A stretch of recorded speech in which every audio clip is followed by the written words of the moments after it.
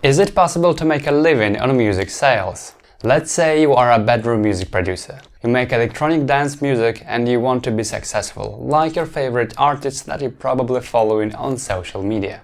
You spent a year making your album, you found a record label, signed a deal, and now your album is out on Spotify and Beatport and all major DJ stores and streaming platforms. Should you expect to have a decent income now? Honestly, I'd say no. Let's figure out why in this video.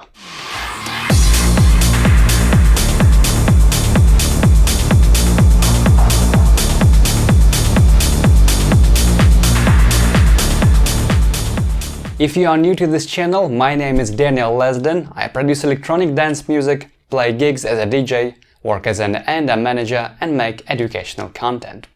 On this channel I share my experience of being an artist, talk about music industry and give some tips and tricks for aspiring DJs and producers. Now to the topic of this video. So why you shouldn't expect a lot of income, especially if your release sells well according to the charts? To answer this question, we need to talk about expectations. Imagine that one day you look at your phone and all of a sudden you see plus $50 on your bank account, with a message saying, hey, no worries about it, just enjoy and have a good day. This is certainly a weird situation, let's keep it aside and just focus on the fact that you didn't expect any income and then all of a sudden got plus $50. I mean, that's cool, right? Now imagine that you expected 10 times more. No one promised you that, but that figure just felt right to you. Then again, you look at your phone and you see just plus $50 in your bank account, but that is 10 times less than you have expected, so you naturally feel upset. You see, in both cases it's the same $50, but in one case you didn't expect them, so it was nice to get it, and in another case you did expect a certain amount, but that's exactly why you get disappointed when it meets the reality. That is how our expectations affect the perception. So where do wrong expectations come from? Why do so many upcoming producers feel upset, blame record labels or even give up their careers when they receive a $50 payment? And just to clarify, I said $50 multiple times, but obviously it's just an example. It could be a complete zero or it could be 100, maybe 200, but anyway, most likely it won't be much bigger than that. Certainly not enough to make a living for most people. One of the problems is the lack of knowledge, and I can't blame producers for that. The music industry is very closed on one hand, while on the other hand it's full of Instagram pictures of endless fun and glamorous life of top artists. Speaking of social media, I'm sure oftentimes you have seen how other producers share their appearances in charts and playlists. For example, you might see something like, hey, my release got into Beatport's top 10, or wow, my track got featured in one of the Spotify's editorial playlists. And as a matter of fact, it absolutely can happen to your release as well. And for an upcoming producer, that might seem like a huge commercial success. Now, don't get me wrong. If your track got into the top charts or big playlists, it is great news indeed. However, it doesn't translate into a big direct income from those sales or streamings. Now let's move on from those vague definitions and talk about some real figures. And the real figures can be quite shocked, you've been warned. On average, Spotify pays $0.004 per play.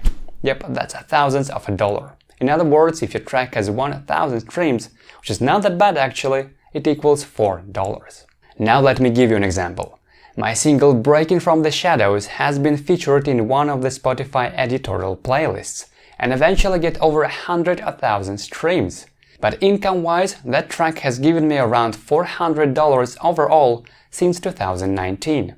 The amount of streams this track has is certainly above average, and yet it didn't make a fortune. Beatport charts has pretty much the same story. It's very nice to see when your track gets inside the top 10 of progressive house, techno, trance or any other genre. But how many sold copies it actually takes to get there? Well, the exact numbers are always slightly different. They depend on the popularity of a particular genre, on how other releases perform there. But generally speaking, it might take about just 100 of sold copies to get into top 10. And how does that translate into income? Well, on average, Beatport sells tracks for $1.50. Then Beatport takes a cut, then distributor takes a cut, then label takes a cut. So roughly just 25% of that goes to the artist. So there you have it, 100 of sold copies and top 10 release turns into just $30. So why bother making music? Well, music is a creative expression of an artist and that alone is a great reason to make it. But what is a more practical reason, you may say? Let's call it from the business side of things. Why do producers release their music if it gives so little income? And this is where we get to the most important part of this video. Music release is a marketing tool that helps you to spread your name and put it out there. It's a business card that you show to the world, and it's one of the reasons why people might want to follow you. And that audience that you have grown in turn can give you some influence and eventually income, mostly in the form of gigs. That is so crucial for understanding. I'm sorry if this video makes you feel sad because you thought that you can quit your main job as soon as your first release is out there. But I want you to have realistic expectations of what you can expect from music release and why you should be doing that in the first place. I hope that makes sense. Well, I hope you enjoyed this video. Let me know your experience in the comments and don't forget to subscribe to the channel. Also, consider supporting me on Patreon. It helps me to create more useful content like this video, and it also gives you quite a lot of goodies which you can find more about at daniellesden.com/Patreon. Well, bye for now, and I'll see you next time.